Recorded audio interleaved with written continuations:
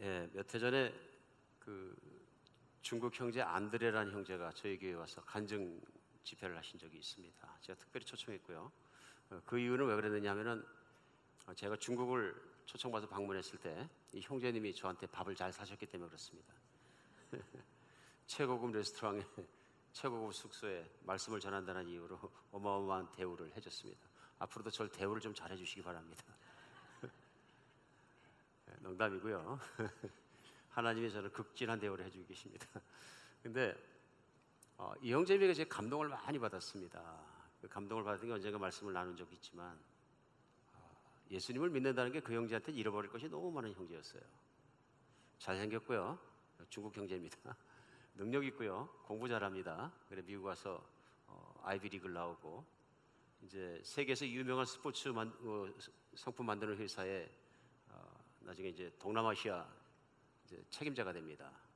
책임자가 되고 그러다가 이제 중국에 들어가서 원래 중국 사람이라 중국에 들어가서 스포츠 용품을 만드는 회사를 직접 시작합니다. 그 회사가 마구 커지기 시작했고요. 그룹 회사로 자라면서 CEO가 돼서 오너 CEO가 됐습니다. 쉽게 생각하면 중국에 막 뜨는 부자입니다. 그러니까 몇천 명이 그 밑에서 일하고 상해 증권거래소에 그 회사의 주식이 잘 가격이 올라가는 상장 기업 중에 하나의 CEO 오너입니다. 나이는 한 40밖에 안 먹었고요. 부인은 한국 사람입니다. 시집 잘 갔죠. 근데 부자기 때문에 그런 것이 아니라 신앙 좋은 남편한테 갔습니다. 신앙이 얼마나 좋으냐 하면은 제가 갔을 때 좋은 레스토랑에서 저녁 식사를 대접하는데 주일날 예배 끝나고 식사를 하는 거죠. 저는 방에서 좋은 방에서 대접을 받고요. 밖에 홀에서 이 친구는 앉아 있었어요. 근데 중국 젊은이들이 잔뜩 앉아 계시며 아내가 제 방에 들어와서 대접을 하고요. 그래서 남편은 뭐 하냐 그랬더니 밖에 지금 중국 청년들 한 40-50명하고 밥 먹으면서 성경 공부하고 있대요. 여러분 이게 만만한 일이 아니거든요. 어디든지 공화원이 있습니다. 붙잡히면 잡혀 들어갑니다. 괜찮냐? 네, 괜찮대. 좀 이따 남편이 들어왔습니다. 안드레 형제가 그러는 거예요. 매주 하는 것도 매주도 하지만 거의 일주일에 서너 번은 꼭 식당에서 우리 젊은이들 초청해가지고 예수를 믿도록 권장합니다. 그러는 거예요. 저 깜짝 놀랐습니다. 하기 어려운 얘기거든요. 그런데 그런 일을 하더라. 그것뿐만 아니라 교회를 섬기고요. 그뿐만 아니라 늘 자기 회사 직원들과 전도합니다. 그리고 자기 회사 직원들 수천 명을 제자하려고 노력하고요. 그러니까 안 잡힐 리가 없는 거죠. 그래서 괜찮냐 그랬더니 공안에 여러 번 잡혀갔습니다. 안 겁나냐? 그러니까 아니 뭐 공안원이 잡아가는데 하는 얘기야. 우리가 당신을 항상 지켜보고 있다. 그래 지켜보라 그랬습니다. 우리 예수님도 나를 지켜보시니까 대단한 믿음의 배짱입니다. 엄청난 배짱이고요. 근데 그게 얼마나 배짱이냐면 중국에서 생각하면 하시라도 그를 잡아놓을 수 있습니다. 현행법 위반이기 때문에요. 집회법 위반이거든요. 그래서 중국 그리스도인들은 중국 공산당이 정한 빌딩 장소에서만 만나야 됩니다. 근데 그렇게 허가받고 만나면 거기 항상 공안원이 나와 있습니다. 당의 지시에 조금이라도 반대되는 내용이나 그런 거 있거나 뭐 지금 종교적으로 너무 심하게 나가면 바로 리포트하면 잡아 들어갑니다. 폐쇄시켜버리든지. 그러니까 그렇게는 할 수가 없는 거죠. 그래서 이제 감시 대상이 됐다는 얘기입니다. 이분이. 그런데 이분이 감시 대상이 됐으면 똘만한 것이 왜 그러냐면요. 그들이 잡아놓으면요. 복잡해집니다. 기업 망하죠. 재산 잃어버리죠. 가족이 정말 단란한 가정이거든요. 행복하고 자식 둘 있고요. 애들 잘 크고. 가족 막 아빠 못 보고 남편 못 보고 엉망진창 되죠. 다 잃어버립니다. 그러니까 예수님을 믿는다는 것, 예수님을 전한다는 것, 그 인생의 모든 걸 다 거는 것입니다. 근데 제가 그 형제에게 두려움이 없다는 걸 제가 봤습니다. 두려움이 전혀 없다. 이렇게 그렇게 많은데 잃어버릴 것이 없다면 죽자 사자 하는 것도 좀 쉬워 보이는데 그렇게 가진 게 너무 많으면 잃어버릴 것이 얼마나 많습니까? 두려워하지 않더라. 지난주에 중국의 핍박이 훨씬 더 강해지고 있다는 뉴스를 보면서 그 형제 생각이 덜컥 났습니다. 힘들겠다. 힘들겠다 이제는 진짜. 그도 그런 것이 그동안 침묵했다가 중국이 좀 커지고 힘이 세지고 정치가 안정되는 것 같으니까 강하게 탄압합니다. 뉴스에 나온 대로 경찰 수백 명이 몰려가서 십자가를 포크레인으로 끄집어내리고 때려 부시고 들어가서 막 책을 다 꺼서 불질러버리고 리더들을 잡아가두고 해산시키고 이런 핍박이 불번지듯이 번지고 있습니다. 우리 핍박받는 중국 형제들, 그리고 북한 형제들, 중동에 있는 이슬람권에서 지금 지하에서 교회하는 우리 형제들을 위해서 기도하는 여러분과 제가 되었으면 좋겠습니다. 우리 기독교가 들어가는 곳이 어디나 역사적으로 전 세계적으로는 핍박을 받았습니다. 강한 핍박을 받았고요. 특별히 예수님이 복음을 전하시고 십자가에 매달려 돌아가시고 부활하시고 승천하시고 나서 제자들의 사도행전교회 첫 번째 교회부터 핍박을 당했습니다. 그래서 예수님께서는 제자들에게 너희들이 세상에서는 환난을 당하나 담대하라, 내가 세상을 이겼다 하고 말씀하셨습니다. 세상을 반항 못하게 하는 것이 아니라, 꼼짝 못하게 하시는 것이 아니라 세상에 있는 상태 그대로에서 예수님이 이겼다 하고 말씀하셨습니다. 실제로 이기셨고요. 그래서 오늘날에도 복음이 들어가는 곳마다 부딪히는 것들이 늘 있습니다. 늘 있습니다. 오늘 본문은 히브리서인데요, 저희가 새벽 특세를 하면서 지난 한 주간 히브리서 말씀을 1장부터 시작해서 차곡차곡 나왔습니다. 6장 말씀은 오늘 말씀이 좀 길어질 것 같아서 새벽에 못하고 오늘 주일날 말씀을 같이 나누게 되었습니다. 히브리서의 한복판에 들어가 있는 것만큼 또 그만큼 중요한 장인 것 같습니다. 그래서 오늘은 히브리서 말씀 6장 본문 4절로 12절 말씀이 우리에게 확실하게 하나님의 복음을, 메시지를 붙잡아주는 시간 되었으면 좋겠습니다. 현재 이 히브리서는 누구에게 전달된 것이냐면요, 특별히 새벽 기도를 참석하지 못한 분들을 위해 설명합니다.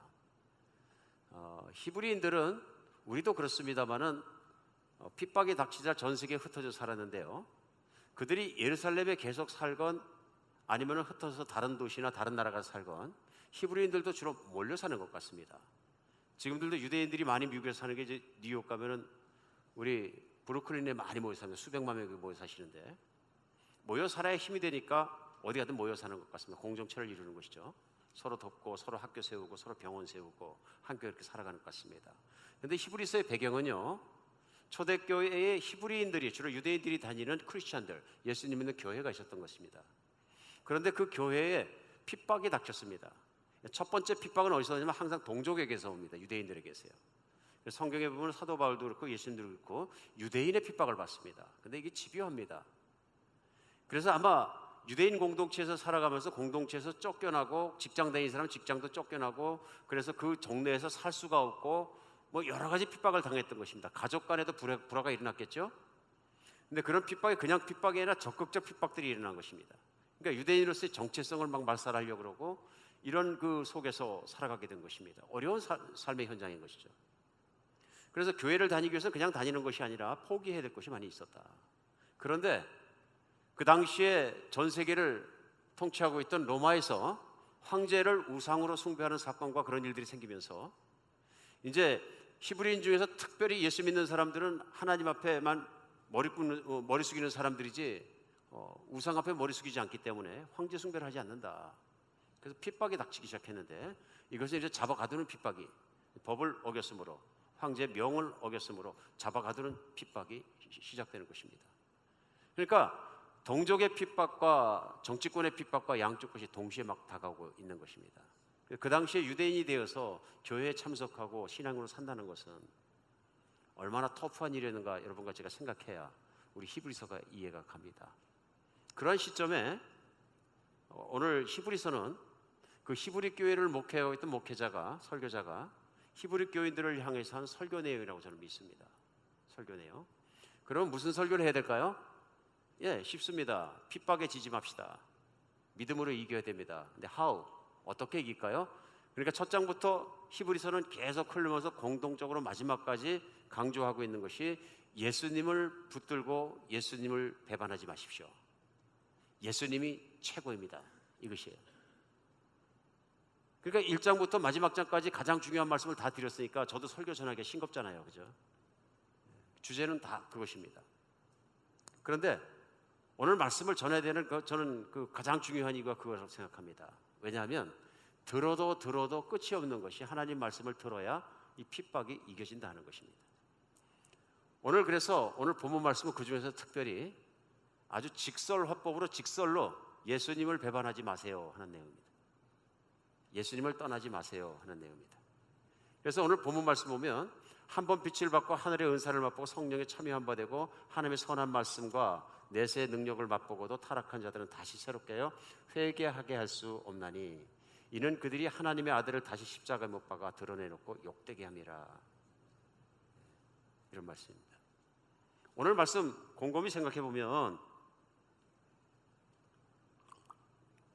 만약에 어떤 사람이 구원을 받고 모든 것을 체험하고 나서도 예수님을 떠나게 되면 예수님을 다시 십자가에 못 박아 돌아가시게 하는 것과 마찬가지므로 이 사람은 다시는 구원 못 받는다, 이런 뜻이라는 것입니다. 그렇죠?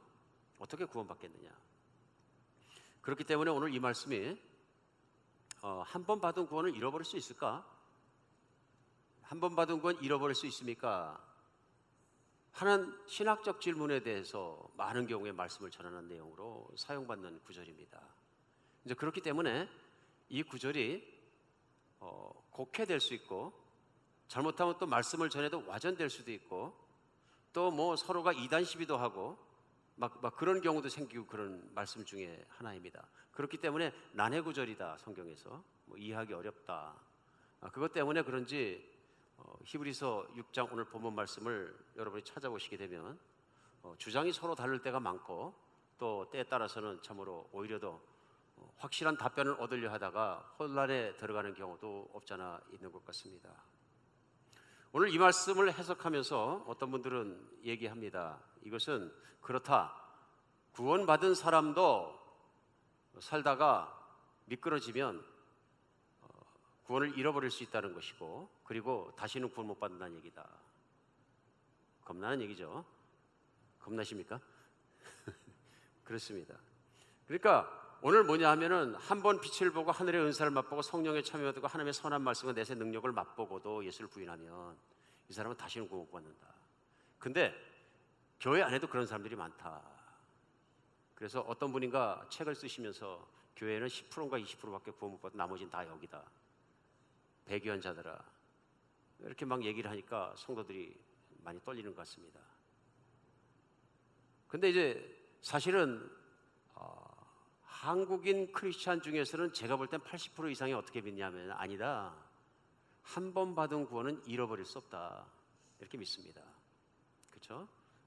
왜냐하면 많이들 장로교 배경에서 나오신 분들이 많고, 수적으로 봐서 또 소위 신학적으로 얘기할 때 칼빈이즘이라고 얘기하는 칼빈주의 신학을, 또 예정론을 또 믿으시는 분들이 많기 때문에 한 번 받은 구원은 절대로 잃어버릴 수 없다 하는 것을 들었기 때문에, 또 그렇게 전하기 때문에 그렇게 듣습니다. 그러면 한 번 받은 구원은 잃어버릴 수 없다는 것을 믿는 분에게 오늘 본문 6장 3절로 정말 4, 5, 6 이렇게 지나가는 말씀들은 해석하기가 참 어려운 말씀입니다. 맞습니까? 본문 말씀은 잃어버린다 그러는데요. 근데 잃어버리지 않는다 그러면은, 어떤 분들은 말씀에 잃어버린다고 강하게 얘기하는데, 그러면 안 잃어버린다 그러면 이게 말이 안 되지 않습니까? 뭐 그러다 보니까 해석을 하다 보면 그런 각도에서 해석을 풀어야 되는 거죠. 그래서 4절에 한 번 빛을 받고 하늘의 은사를 맛보고 성령에 참여한 바 되고 하나님의 선한 말씀과 내세의 능력을 맛보고도 신앙을 떠난 자는 복구될 수 없다. 여기 나오는 말씀은 맛보고가 중요하다. 여기 보면은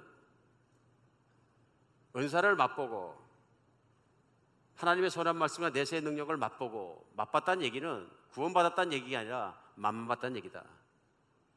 그러니까 구원받을 만한 온전한 믿음에 들어가진 사람이 아니다, 이 스테이트먼트 자체는. 이렇게 푸는 경우도 많이 있는 것 같습니다. 있는 것 같습니다. 그런데 가만히 오늘 본문 말씀을 읽어볼 필요가 있습니다. 이것이 그런 얘기인가 아닌가 하는 것입니다.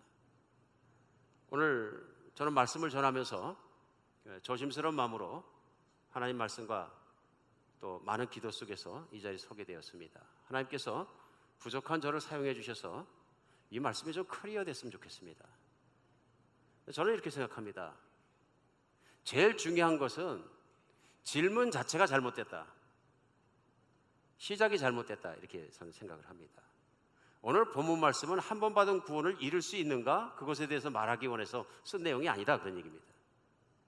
쉽게 생각하면 무슨 말씀이고 그 말씀은 그것을 쓴 저자의 의도가 중요한 것이거든요. 오늘 히브리서를 쓴 히브리서의 저자, 교회 목회자인데요, 설교문이라고 제가 말씀드렸으니까, 그러면 그분의 의도는 어디 나타나냐면요, 1장부터 마지막 13장까지 쫙 읽으면 나타납니다. 클리어하게. 그 의도는 오늘 말씀을 시작하기 이전에 벌써 말씀드렸습니다. 예수님이 최고입니다, 이것입니다. 그러므로 예수님을 떠나지 마세요. 예수님을 꼭 붙드세요. 이게 주제입니다. 그런데 그런 주제에서 생각해 보니까 이분은 뭐 한 번 받은 구원을 잃어버릴 수 있는가 없는가 그런 신학적인 논쟁 자체를 모르시는 분이고, 생각한 본 적도 없고 관심도 없고 관계가 없다, 그런 얘기입니다. 그럼 그건 언제 생겼느냐? 나중에 신학하는 분들이, 생각하는 분들이, 공부하는 분들이 생각해 보니까 이제 한 번 받은 구원도 잊어버릴 수 있나 보다 말씀해 보니까, 그럴 때 증거로 이걸 갖다 쓰신 거죠. 이제 반대로 생각하는 분들이 반대의 또 증거로 이 말씀을 갖다 또 설파를 하고, 이렇다 보니까 논쟁이 된 것은 후대에 공부를 하시는 분들에 대해서 일어난 것이지, 실제로 히브리서를 쓰신 분 자신은 그런 거에 관심이 없다. 그 각도에서, 그 시각에서 본문을 봐야 한다. 그럼 만약에 그런 스탠스를 잃어버린다 그러면 본문 말씀을 잘못 풀 수 있다. 무슨 얘기냐면, 내가 하고 싶은 말은 이미 정해져 있고 그 말을 증명하는 것으로 하나님의 말씀을 이용할 수 있다 하는 것입니다. 오늘 깨끗한 마음으로 말씀을 볼 수 있는 눈이 열렸으면 좋겠습니다. 다른 선입견이나 사견 없이 하나님의 말씀이 우리를 가르치고 또 바른 진리 가운데서 인도해 주시길 간절히 원합니다. 그럼 오늘 본문의 뜻은 무엇입니까? 구원을 잃어버린다는 겁니까? 안 잃어버린다는 겁니까? 그 퀘션을 접어놓으시고, 오늘 본문은 왜 전한 것입니까? 그걸 찾아야 합니다. 그럼 오늘 본문에 나와 있는 4절에 나와 있는 사람은 구원받은 사람입니까? 하는 걸 먼저 알아야 합니다.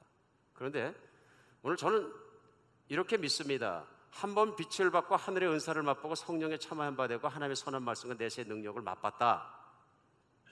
이 사람은 구원된 사람입니다. 이거는 구원된 사람이지 구원받지 못한 사람은 절대로 못 들어가는 곳입니다. 그러니까 오늘 저자도 말하고 싶은 것은 뭐냐면, 구원받으면 이런 일이 일어난다 하는 것입니다. 제가 설명하겠습니다. 한번 하늘의 은사를 맛봤다는 것은 뭐냐면요, 죄송합니다, 하늘의 빛을 먼저 나왔죠. 하늘의 빛을 받고, 무슨 뜻입니까? 하늘에서 내려온 비인 요한복음에 보면 예수 그리스도입니다. 예수 그리스도께서 이 땅에 와서 빛을 보시는데 어둠이 깨닫지 못했다 그러는데요, 여기서 빛은 진리입니다. 그렇죠? 말씀이 육신이 돼 이 땅에 오신 예수 그리스도를 말씀하시면서 진리를 얘기하거든요. 진리가 들어왔다는 얘기는 세상은 어둠과 비진리에 가득 쌓여 있었는데, 거짓말 속에 쌓여 있었는데, 예수님이 그 진리로 이 땅에 오셔서 하나님이 살아계신 것과 통치하시는 것과 그 하나님이 예수님을 보내주셔서 그 진리를 알게 하셨다 그런 것입니다. 그런데 빛을 받았다 하는 얘기는 뭐냐면, 예수님의 말씀을 진리로 받았다 하는 얘기예요. 믿었다 하는 얘기입니다. 그럼 예수님을 믿는 순간에 무슨 일이 일어나냐면요, 내 안에 갇혀있던, 정말로 미래도 알 수 없고 모든 것을 깜깜했던 내 마음의 세계와 정신의 세계와 영적 세계가 하나님을 아는 눈으로 확장 열리고 모든 게 밝아진다. 이게 빛이 하는 일이거든요. 진리가 하는 일이고요. 예수님을 믿는다는 건 뭐냐면요, 세상에서 찾을 수 없었던 나는 누구인가, 하나님은 누구인가, 또 어떻게 하면 내가 구원받을까 하는 모든 것들이 빛 대신 진리 예수 그리스도의 말씀과 그분의 모든 사역을 통해서 클리어해지는 거거든요. 이게 빛받은 사람의 모습입니다. 그래, 빛을 받았다 그 얘기는 오늘 말씀에서 너희가 예수 그리스도의 말씀과 그분의 사역과 모든 걸 통해서 구원을 받음으로 진리 가운데 들어갔지 않느냐. 두 번째, 하늘의 은사를 맛봤다 그 얘기 뭐냐면요, 선물을 받았다 이런 얘기입니다. 하나님이 주신 선물이 얼마나 좋은 것이지, 얼마나 귀한 것이지 깨달아 알지 않느냐. 그것이 무엇입니까? 네, 과거에 내가 지은 죄 때문에 하나님과 관계가 좋을 수가 없는 것을 예수 그리스도께서 이 땅에 오셔서 십자가에 못 박혀 죽으심으로 그가 흘리신 피와 그의 죽음으로 말미암아 나의 과거의 죄가 용서받았다. 선물 중에 선물은 뭐냐면, 하나님께서 너는 죄가 없다 하신 것이거든요. 그리고 너는 내 자녀다 삼아준 거예요. 죄가 없기 때문에요. 이건 하늘의 큰 선물이다. 오늘 히브리서는 한마디로 뭐라고 표현하고 있냐면, 하늘의 은사, 하늘의 선물을 예수 그리스도를 내가 믿음으로 말미암아서 용서받은 내 죄와 하나님의 자녀가 된 선물을 말하는 거, 구원을 말하는 거거든요. 그렇죠? 구원의 선물이에요. 가장 큰 선물은 하나님의 은혜로 용서하심으로 긍휼해 주시는 그 구원이다 하는 것입니다. 그러면 그 구원이 얼마나 귀한 것이 내가 맛을 봤다. 성령에 참여한 바가 되고 성령은 성경의 사도행전에서 언제 임하시냐 하면요, 너희가 회개하라 그러면 각각 성령을 받으니, 예수 그리스도를 회개하고 예수 그리스도의 침례를 받으라 그러면 너희가 성령을 받으리니 하는 것처럼요. 그러니까 내가 성령의 은혜를 체험했다는 얘기는 뭐냐면 예수님을 주님으로 받아들임으로 말미암아 이제 믿음으로 내 안에 성령이 계시고, 성령은 예수님을 내 안에 부활하게 하시는 능력이거든요. 그리고 예수님이 다른 데 계신 것이 아니라 나와 함께 살아계시다는 믿음으로 부활의 영을 받아서 예수 그리스도와 함께 살게 되었다는 것입니다. 성령이 우리에게 하신 가장 큰 일은 뭐냐면요, 믿는 사람 안에 예수 그리스도를 부활시켜 주시는 거예요. 예수 그리스도의 임재가 가능하게 만들어 주신 거죠. 그래서 그 예수님과 함께 매일 살아간다는 것이 얼마나 좋은 것인지를 맛보게 해주셨다 그런 얘기죠. 그죠? 하나님의 선한 말씀과 내세의 능력을 맛본다는 얘기는 무슨 말입니까? 하나님의 말씀의 능력이 깨달아졌다 그런 얘기예요. 그래, 그 말씀 안에 있으면 그 말씀을 믿으면 유혹 많았던 세상도, 세상의 모든 핍박도 말씀 때문에 믿음을 붙잡고 있으니까 믿음이 강해서 세상을 이기게 되더라는 거예요. 말씀의 능력, 세상을 이기는 말씀의 능력. 또 살아갈 때 모든 것이 혼동스러웠는데 말씀 안에 살다 보니까 모든 게 정리가 되고 제자리에 들어가서 마음이 항상 그 진리의 말씀 같은 다스림받는 삶을 사는 것, 정말 천국을 사는 삶을 누려지더라. 말씀은 곧 예수님입니다. 그리고 예수님 믿고 나서 보니까 그 예수님께서 나 다스려주는 그 다스림 안에 살아가는 게 얼마나 좋은 것인지를 내가 누려지더라. 그 다음에 내세의 능력을 맛봤다. 무슨 뜻입니까? 예수님께서 십자가에 돌아가신 것뿐만 아니라 부활하셔서 하늘 보좌에 올려서서 오른쪽에 앉으시고 이 세상과 다가오는 세상과 현재와 미래와 모든 것에 왕 되셔 다스린다는 그 왕이시라는 걸 내가 딱 믿고 나서 보니까 뭐가 나옵니까? 나의 미래는 개런티 되었다. 믿으십니까? 나의 미래는 개런티 되었다. 내가 살던 죽던 몸에 있던 떠나던 어디 있건 예수님께서 만드셨기 때문에 새 세상도 나의 것이고 모든 것은 나의 것이고 예수님과 함께 있는 것이 나의 것이다. 근데 내세의 능력을 맛봤다. 이게 뭐냐면 다음 오는 세상의 능력을 맛봤는데 언제요? 맛보려면 내세를 들어가야 되잖아요. 그런 얘기가 아니고요, 내가 몸에서 죽어도 예수와 함께 다음 새하늘과 새 땅에서 산다는 그 확신이 오늘 나의 삶을 기쁘게 하고 만족해 하고 힘들지 않게 하더라고요. 소망의 영을 얘기합니다. 그럼 지금까지 쭉 한 절을 설명했습니다. 이 사람 믿는 사람입니까? 안 믿는 사람, 맛만 본 사람입니까? 네, 이게 진짜 믿는 사람입니다. 저 분명히 믿습니다. 오늘 히브리서를 쓰신 분은 여러분과 나는 신앙인입니다. 믿는 사람입니다. 그걸 설명한 겁니다. 한 줄에 쫙 설명합니다. 예수를 믿는다는 거, 구원받았다는 거, 그런 거 이런 것 아닙니까? 우리가 이렇게 믿고 이렇게 미래에 대한 소망을 가지고 살고 이렇게 예수님 안에 다스림 받고 이렇게 진리 가운데 살고 이렇게 빛 가운데 살고 이젠 두려움과 어둠이 사라진 그런 것이 우리의 삶이고 우리 구원받은 삶을 누리고 있지 않습니까? 이런 얘기. 그러므로 한 가지 분명한 것은 이건 구원받지 않은 사람이야, 이렇게 하면 버림받을 수가 없습니다. 중요한 것은 오늘 히브리서 기자가 말하고 싶은 것은 여러분과 제가 이렇게 구원받고 이렇게 누리고 있는데 어떻게 예수를 떠날 수 있단 말입니까? 어떻게 이걸 버리고 예수를 떠날 수 있단 말입니까? 농구가 맞습니까? 한번 우리 저 새벽기도 오신 분들은 이제 쭉 같이 나왔기 때문에 이해하실 겁니다. 똑같은 논조입니다. 1장부터 시작해서. 그러니까 오늘 본문 가운데 우리가 깨달아야 되는 건 이것이라고 믿습니다. 첫 번째, 예수님을 떠나서도 얻을 수 있는 구원은 없습니다. 이 뜻이죠. 당신이 예수님을 떠난다면 구원 얻을 길은 그 어디도 없어요. 당신은 끝입니다. 이런 뜻입니다. 경고입니다. 이렇게 구원을 받고 이렇게 체험하고 그러고도 만약 당신이 예수를 떠나서 나간다면 당신에게 구원이 없습니다. 예수님을 믿고 따르고 예수님을 따라가는 거에 구원이 없습니다. 이런 얘기입니다. 우린 당연한 거다 그러면서도 어떤 면에서는 현지 상태를 이해를 잘 못할 수도 있습니다.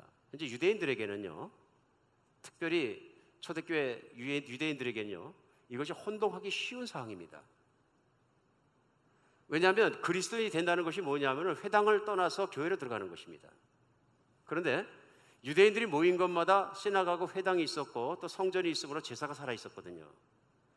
그러면 이렇게 생각할 수 있습니다. 핍박이 닥치니까 내가 교회 나가니까 자꾸 이렇게 핍박이 들어오고 가족도 싫어하고 막 직장에서 쫓겨나고 재산도 없고 아버지는 또 유산도 안 밀려주고 너무 힘드니까 그냥 회당 나가면 되지 뭐, 회당 나가도 구약 성경 똑같이 보는 거고, 성경은 구약밖에 없을 시대니까요. 똑같은 성경 가지고 라피 밑에서 배우는 거, 그런 건 하나님 말씀 공부하는 것이고 따라가는 것이고, 또 제사 드리러 가면은 하나님께 제사 드리고 똑같은 하나님, same God. 근데 왜 꼭 예수님만 따라가지고 이렇게 피곤한 핍박과 압박과 힘든 생활을 해야 되나? 유대인 같으면 할 수 있을까요? 예, 누군가 전도해서 어느 가정의 아내가 교회를 다니게 됐어요. 예수님 믿게 됐어요. 남편은 여전히 회당을 다녀요. 핍박할까요? 하죠. 당신 때문에 우리 집을 사람들이 이상한 눈을 쳐다봐. 이단의 눈을 쳐다보고. 나 힘들어. 우리 쫓겨나게 생겼어. 추례당하게 생겼어. 동네에서도 쫓겨나고. 핍박을 받고 있는 거죠. 당신 때문에 우리가 로마군에게 끌려 들어갈지도 몰라. 식구가 다. 애들까지. 어떡할 거야? 그러면 어떡할 수 있어요? 그래, 뭐 하나님 믿는 거 다 똑같은데 실그머니 그냥 회당으로 돌아가자. 그럴 수 있습니까? 예, 그런 사람들을 향해서 오늘 말하고 있습니다. 아니라 당신 돌아갈 수 없다, 그런 얘기입니다. 그 길로 가서는 안 된다, 그러는 것입니다. 왜 그렇습니까? 거긴 예수님이 없기 때문에. 그래, 오늘 본문 가운데 말씀하신 건 뭡니까? 예수님에게 다시 한번 치욕을 당하게 하실 수 있느냐, 그래요. 6절에 보면 타락한 자들은 다시 새롭게 회개할 수 없나니 이는 그들이 하나님의 아들을 다시 십자가에 못 박혀 드러내놓고 욕되게 함이라. 그렇죠? 그런 생각할 수 있지 않습니까? 회당에서도 하나님 배우고 제사 드리면서도 하나님께 제사 드리고, 그것도 율법의 약속이고 하나님의 약속이므로 나는 하나님을 섬기면 다 할 수 있어. 천국도 갈 수 있고. 그러나 하나님께서 구약의 그 모든 말씀을 주시고 히브리서 말씀에 계속 통하면서 설명하는 것들입니다. 그 말씀에도 불구하고 구원을 받지 못하고 안식에도 들어가지 못하고 조상들에게 살지 않느냐. 마지막 날에는 우리 조상의 행위대로 갚지 않으시고 새로운 약속을 주셔서, 그래 앞으로 이제 내일 아침부터 7장 들어가고 8장 들어가고 9장 들어가고 10장 들어가고 계속되는 말씀이 뭐냐면요, 하나님의 구약의 말씀을 주셨으면 그 말씀을 통해 조상들이 천국을 못 들어가고 엎드러지고 연약하고 결국 하나님이 훈련만 받고 넘어지는 모습 속에서 예레미야 같은 선지자를 통해서 새로운 언약과 새로운 약속을 주시지 않았느냐. 시편에서 새로운 약속을 말씀해 주시지 않았느냐. 그것은 하나님의 약속을 이제 더 이상 돌판에 새겨주신 것이 아니라 너희 마음에 새겨주시고 성령을 주시고 이제 메시아가 오셔서 우리를 구원해 주시고 그 모든 것을 새로운 길을 주시지 않느냐. 그 새로운 길이 예수님이시다. 예수님이시다. 그리고 우리가 그 예수님을 믿고 이 모든 것을 누렸지 않느냐 하는 내용입니다. 예수님을 떠나서는 구원이 없다. 그것입니다. 강조하고 싶은 것은 그것입니다. 오늘 본문 말씀 보면서 우리 생각할 것들이 있습니다.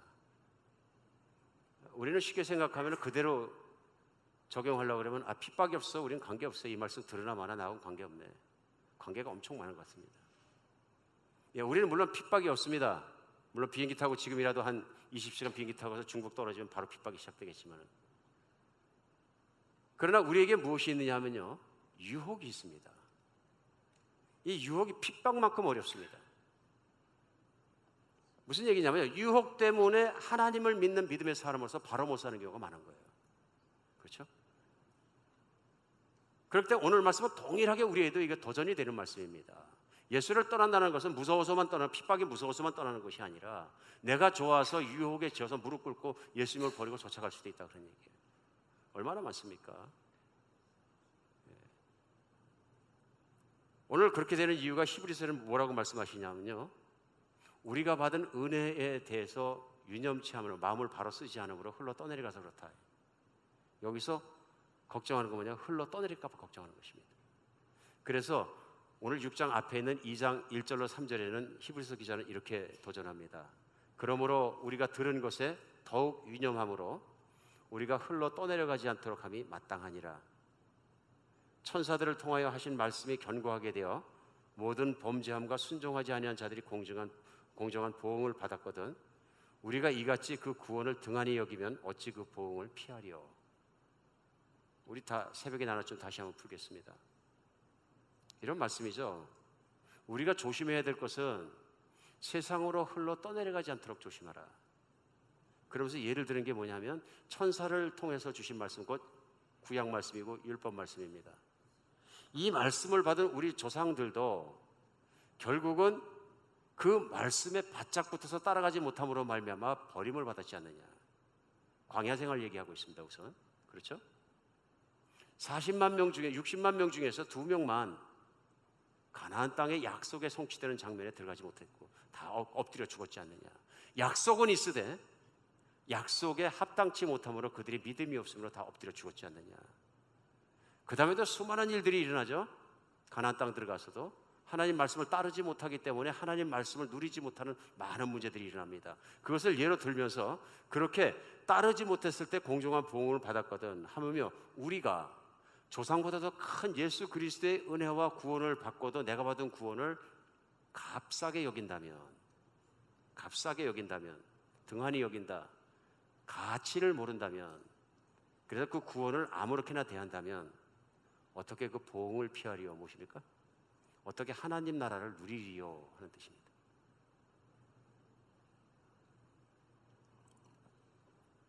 오늘은 어떤 분들이 강조하는 것처럼 2장 말씀도 그렇고 오늘 6장 본문 말씀도 그렇고요. 잃어버린다 여기에 초점이 아니고 뭐가 초점입니까?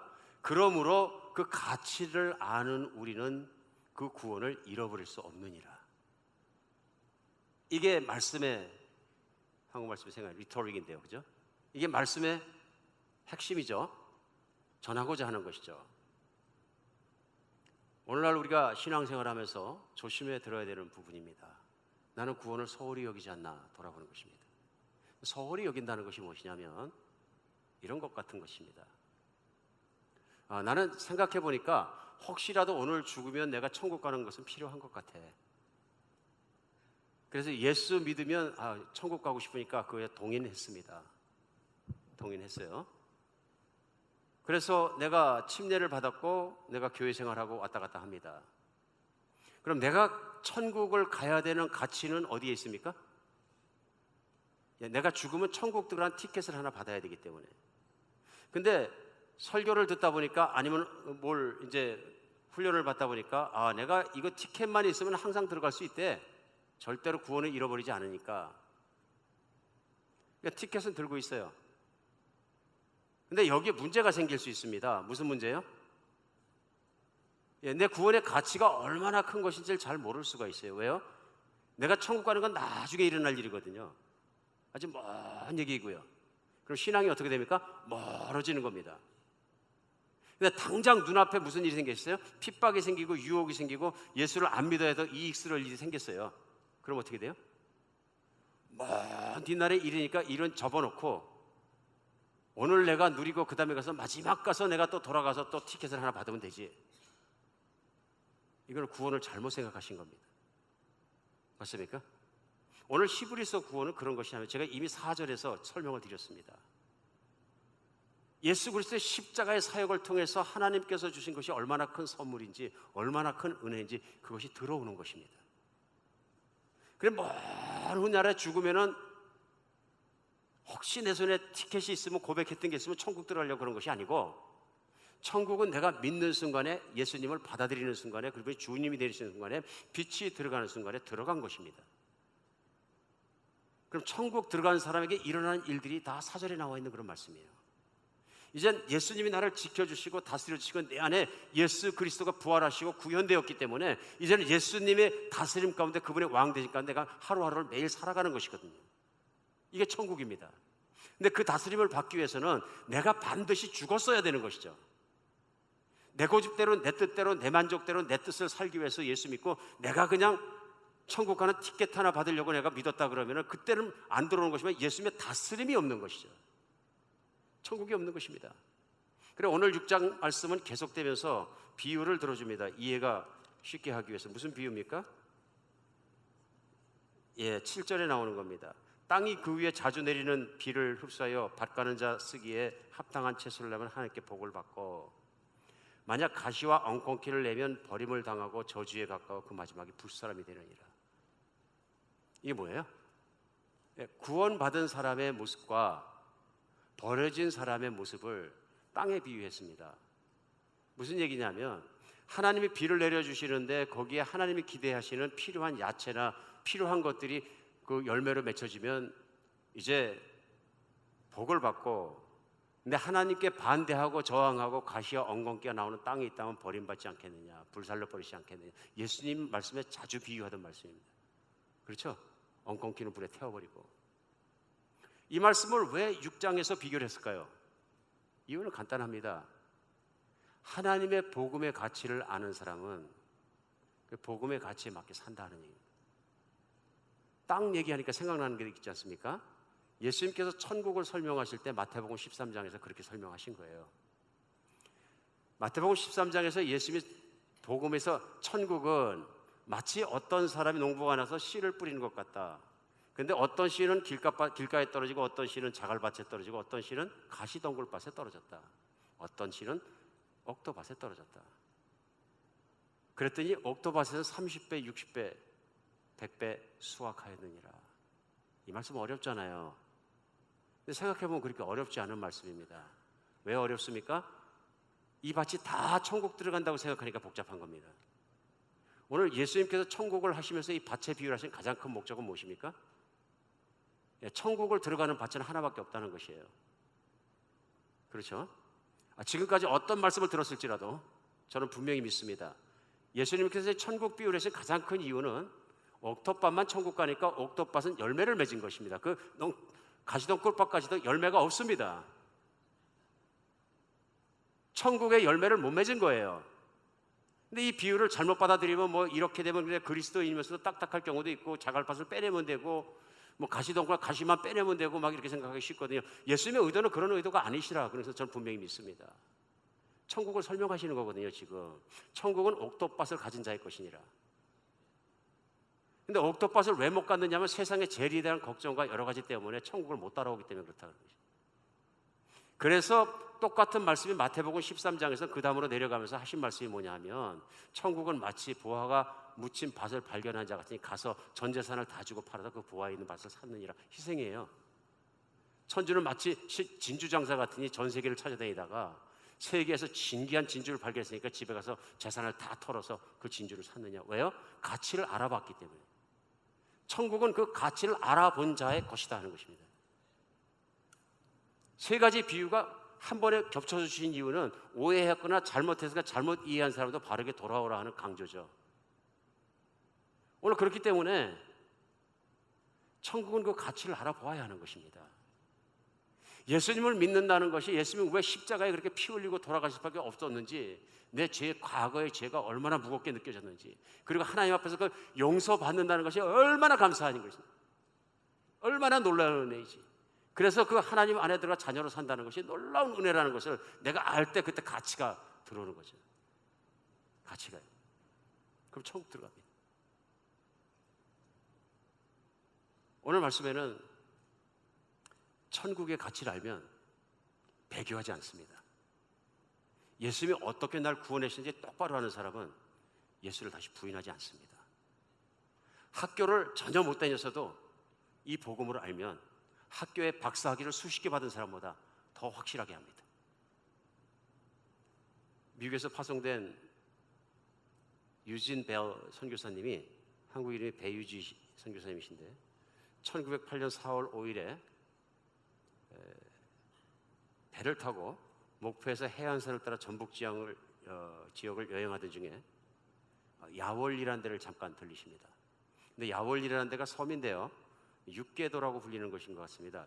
물이 나가면 길이 나오고 물이 들어오면 길이 없어지는 곳이라 주로 거기에 한 100가구 정도가 사셨는데, 염전을 만들어 소금을 만들어 팔거나 아니면 고기를 잡아서 사는 어부들이 사시는 그런 평화로운 마을이었다 그럽니다. 이 선교사님이 복음을 전하니까 복음을 받아들이고 교회가 생겼습니다. 근데 오늘 생각하는 그런 교회는 아니고요, 초가집에다가 십자가 하나 만들어 놓고 일하러 갈 때 십자가 보고 기도문 적어준 거 한번 기도하고 돌아와서 한번 기도하고. 근데 제가 알기로는 이 마을의 최초에는 한글을 깨우치신 분들이 별로 없었다. 그러다 보니까 가르쳐준 것만 가지고 신앙을 할 수밖에 없었다. 그러면서 하나님 말씀에 대한 열정이 생기니까 한글들을 공부하기 시작했고, 공부해서 성경을 읽으시게 되었습니다. 그래서 그 교회가 지도자가 생기게 되고 그 뒤에는 계속 성장하게 돼서 자기들이 보니까 이제 영적인 눈이 열리고 삶에 대한 눈이 열려서 지역을 계몽하기 시작합니다. 그래서 전도하고 또 농촌 계몽운동을 시작합니다. 그런데 그때 일제강점기가 시작되면서 일제강점기 안에서 신사참배 문제가 걸리게 됩니다. 그때 이 교회 리더들이 하나님 말씀을 놓고 보다가 신사참배하는 것은 우상숭배를 할 수 없다. 그래서 신사참배를 안 합니다. 일제 순서한테 걸려가지고 교회가 폐쇄당합니다. 그래서 집집을 왔다 갔다 하면서 지하국에 대해서 몰래 만나기 시작합니다. 그러다가 1945년 해방을 맞았습니다. 교회가 땅으로 올라온 거예요. 너무나 기쁜 마음으로 교회가 단단해지고 견고하게 서졌고 이제 집 한 채를 완전히 해서 교회로 만들고 배경은 주민들이 다 모여서 신앙생활을 합니다. 우리가 알죠? 5년 뒤에 6.25 전쟁이 일어나면서 6월 달에 일어났잖아요. 7월 달에 바로 이 전라도까지 공산당이 밀고 내려옵니다. 이때 공산당들이 이 동네가 야월인데요. 야월리 교회는 우리의 가장 큰 적이다. 적으로 지명하였습니다. 그래서 그들이 철수하면서 야월리 교회를 탄압하고 지나가기를 원했습니다. 그래서 이 야월리 교회에 있는 교인들을 다 잡아다 놓고 한 명 한 명 핍박하기 시작합니다. 놀라운 게 뭐냐면 어린애에서 애들까지 예수님을 부인하지 않습니다. 이제 어떤 사람이 돌을 목에 달고 동네에 있는 수문에 가서 묶여가지고 죽는 모습을 보았습니다. 예수 믿었기 때문에. 그래도 배교하지 않습니다. 끝까지 예수를 부인하지 않습니다. 그래서 전교인 65명이 가족들까지 다 해서 그 자리에서 순교하게 됩니다.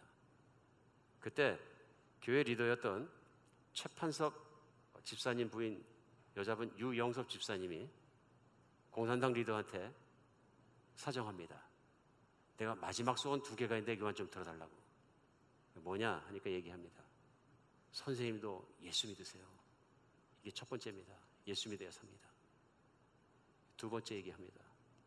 찬송 하나만 부르고 죽게 해주십시오. 불러라. 그래서 이 자매님이 부르기 시작합니다. 하늘 가는 밝은 길이 내 앞에 있으니 슬픈 일을 많이 보고 늘 고생하여도 하늘 영광 밝음이 어두운 군을 헤치니 예수 공로 의지하여 항상 빛을 보다.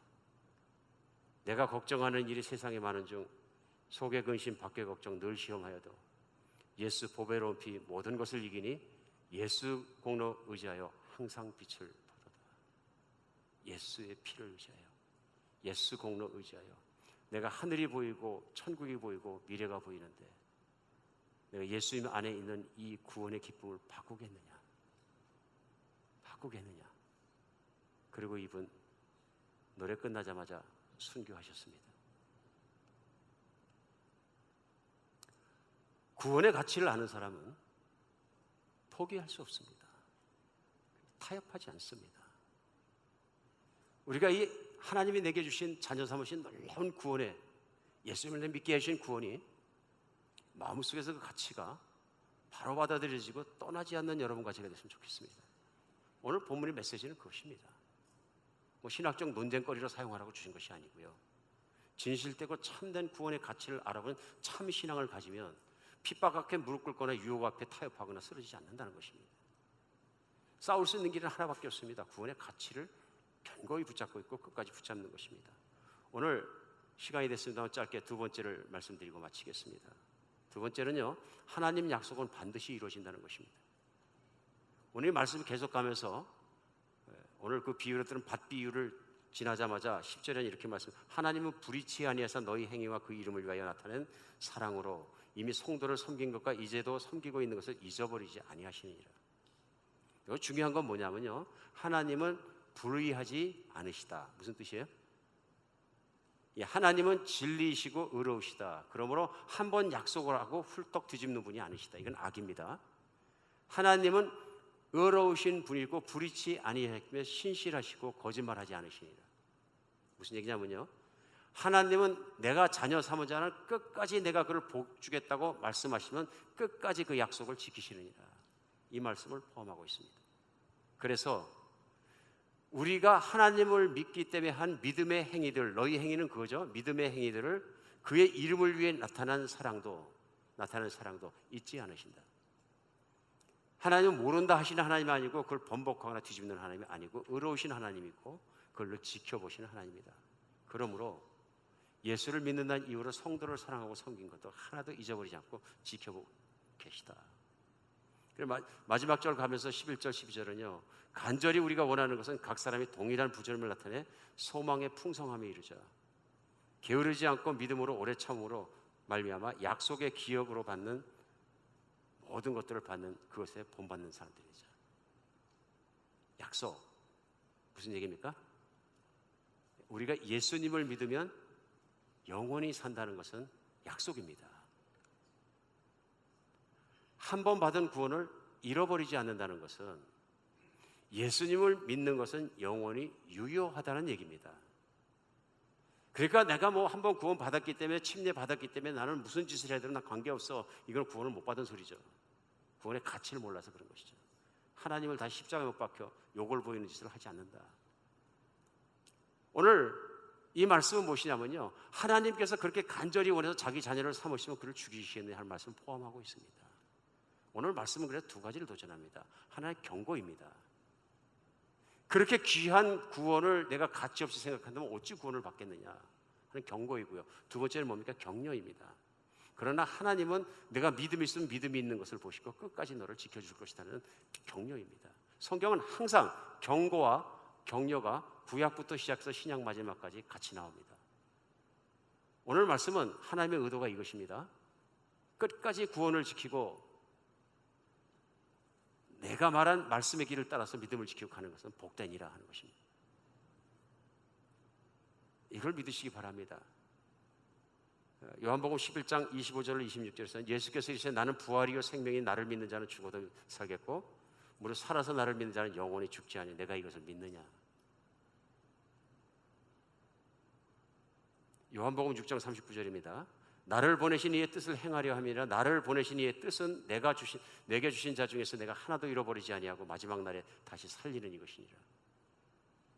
예수님의 뜻은, 예수님의 의도는 예수님을 믿는 사람을 한 명도 잊어버리지 않고 마지막 날에 다 살리는 것이 예수님의 뜻입니다. 한 번 받은 구원은 잃어버리는 정도가 아니라 영원히 주님의 손에 붙들려서 유효합니다. 히브리서 3장 14절입니다. 우리가 시작할 때 확실한 것을 끝까지 견고히 잡고 있으면 그리스도와 함께 참여한 자가 되리라. 예수님은요, 요한복음 17장에서 마지막으로 십자가를 지기 전에 하나님 앞에 눈물로 기도하셨습니다. 땀이 핏방울 되도록 기도하십니다. 기도 내용이 뭘까요? 나를 살려주실까요? 아닙니다. 그 간절한 기도가 요한복음 17장에 나와 있습니다. 아버지여, 내가 이것을 비움든 것은 나를 위한 것이 아니라 나를 믿는 자들을 위한 것입니다. 아버지여, 이들을 세상에서 보존하여 주시옵소서. 그들의 믿음이 지켜지게 하여 주시옵소서. 그들이 세상과 마귀와 공격과 핍박과 유혹과 모든 것을 이기게 하여 주시옵소서.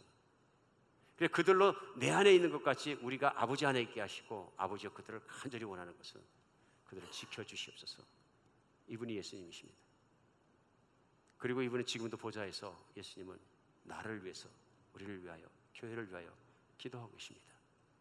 그리고 그 기도하고 간구하신 대로 성령을 구하셨고, 성령은 오늘도 이 땅에 오셔서 우리 믿는 사람 한 사람 한 사람 속에 계시면서 예수 그리스도를 나타나게 하십니다. 이게 부활의 영입니다. 신앙생활하면서도 내 안에 부활하신 예수 그리스도, 내 안에 부활의 영, 내 안에 예수님이 없으면 우린 집니다. 그러나 예수님께서 이대로 간절히 원하시기 때문에 우리는 그분의 영에 정말 인도하심을 따라, 역사를 따라 예수님과 함께 사는 것입니다. 믿으십니까? 예, 말씀이 좀 길어졌습니다만 오늘 진정으로 예수님 안에 있는 가치가 깨달아지고, 이제는 무엇을 잃어버리냐 안 잃어버리냐 하는 문제가 아니라 내가 믿음에 확신하고 이미 받은 구원과 확신과 정말 그런 것으로 말미암아 우리 삶을 이겨내는 여러분과 제가 됐으면 좋겠습니다. 기도하겠습니다.